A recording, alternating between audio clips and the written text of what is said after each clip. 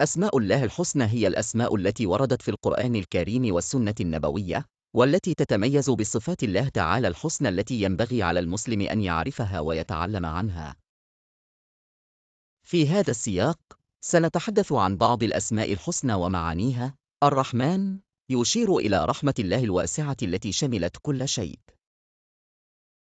الرحيم يدل على رحمة الله الخاصة بالمؤمنين. الملك يعني أن الله هو المالك المتصرف في كل شيء. القدوس يشير إلى الطهارة والنزاهة المتناهية لله. السلام يعني أن الله هو مصدر السلام والأمان لكل مخلوقاته. المؤمن يدل على أن الله هو الذي يمنح الأمان والاطمئنان. المهيمن يشير إلى أن الله هو الرقيب والمسيطر على كل شيء. العزيز يعني القوة والغلبة التي لا تقهر. الجبار يدل على أن الله هو الذي يصلح الأمور ويجبر الكسر.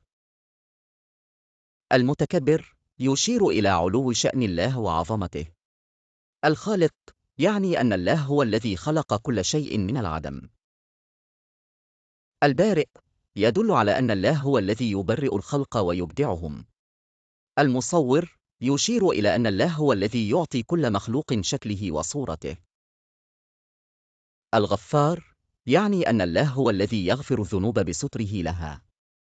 القهار يدل على قدرة الله على قهر كل شيء. الوهاب يشير إلى أن الله هو الذي يهب العطايا والنعم. الرزاق يعني أن الله هو الذي يرزق عباده ويوفر لهم احتياجاتهم.